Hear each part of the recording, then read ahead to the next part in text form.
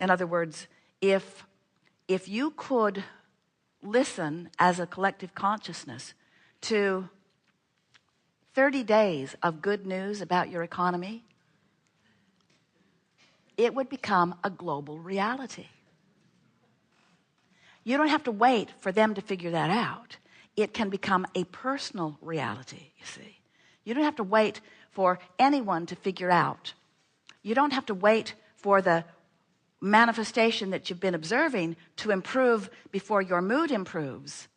In fact, that's backwards of what deliberate creation is. If you can figure out how to improve your mood, your improved mood will put you in a vibrational resonance with the broader point of view. And when your personal point of attraction harmonizes with the point of view of the source within you, you have a point of attraction that is so powerful, nothing can keep it from being. But if you let your point of attraction get separated from that larger view, there's not enough action in the world. You cannot buck your own current, you see. So now we're going to start at the beginning of this, just briefly. We know you've heard it from us, but in light of what you just heard us say, now we're going to rework that into the picture that you've been hearing before. So you were source energy before you came into these physical bodies, and the larger part of you still is source energy. Now, many of you want to say, blah, blah, blah, blah, blah. I don't care about that part of me. I don't even remember that part of me. Don't talk to me about that part of me. And we say, we have to talk to you about that part of you because that's your source. That's your power. That's your clarity. That's your wellness. That's your energy stream. And you want that to be your point of attraction. If you're running around in this physical body and your point of attraction is just based upon the stuff you think all day, you're in deep doo-doo. Because you watch CNN. You listen to people complaining. You watch the evidence. When you let reality as it stands be the dominant reason that you're offering the vibrations that you are, well, then what happens is you launch rockets all day long, but you don't allow yourself to become the manifested receiver of those rockets. And so life just gets harder and harder, and you just get ornerier and ornerier. But when you understand that every rocket that you launch causes the larger part of you to become more, and it is your unequivocal desire to become a vibrational match to that energy, are you getting what we're saying? We're going to start over because we really want you to hear this. So you were source energy before you came into this physical body. Yeah, you know. And the larger part of you still remains source energy. All right, we'll accept that, Abraham. And here you are physically focused, mixing it up. Now, we're not for a moment implying that as you are physically focused that you're leaving behind all of that source energy. In fact, in the beginning, you don't leave it behind. In the beginning, you are that source energy. Your parents and those who surround you sort of grind it out of you over time as they encourage you or force you to face reality. But that larger part of you remains to some degree, always, no matter how much you pinch it off by facing reality. So, we'll start again. You were source energy before you came into this physical body, and the larger part of you still remains as this non-physical source energy.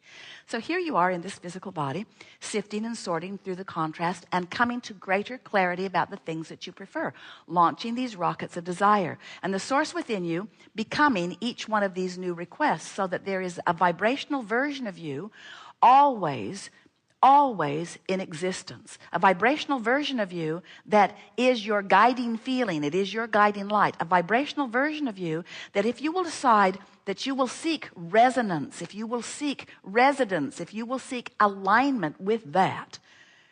Now here's the part that we have not said to you in any way near as clear a way as we're going to say it to you right now. Are you ready?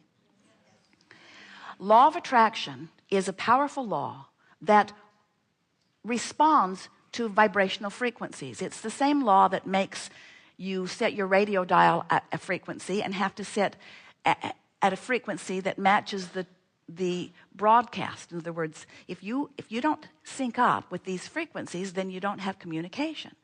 So it's the same thing. Law of attraction is responding to your frequency. And the people that you rendezvous with, even the mood they're in when you talk to them, everything in your life is about law of attraction's response. Now, we know you've been hearing about it.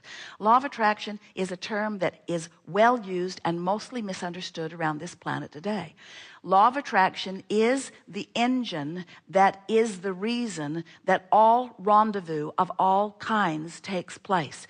It's the reason that you rendezvous with everything. Even your cells in your body are rendezvousing because of this powerful law of attraction. Because, friends, you are vibrational like your radios, whether you know that you are or not. You are frequency, you are energy, you are vibration, and law of attraction has your number, or better said, has your frequency, and is dishing up things to you that match it. So if you want to know what your frequency is, look at your friends, look at your clothes, look at your body, look at your house, look at your money, look around, and what's evident, or what you are deciphering from life, is all on that same frequency. So, let's see, we forgot what we were going to tell you. No. So this is the part that we really, really, really, really want you to hear. So you hear it about law of attraction, yes? You sort of get this law of attraction thing. You accept law of attraction. This is what we want to put to you in a way that you will always remember. Do you want your point of attraction to include the energy that creates worlds and the source within you? Or do you want your point of attraction to be out here on the raw and ragged edge apart from it? Because that's really what this conversation is all about. This is what the art of allowing has always been about.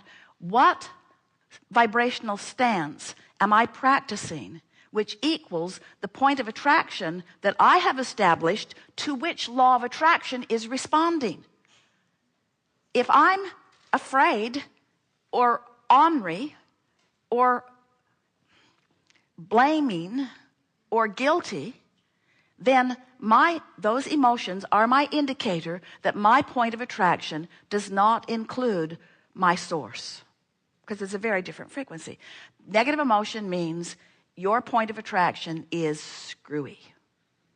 Your point of attraction is not allowing all these things that you want, but more important, all of these things that you have already become. That's why it feels the way that it does.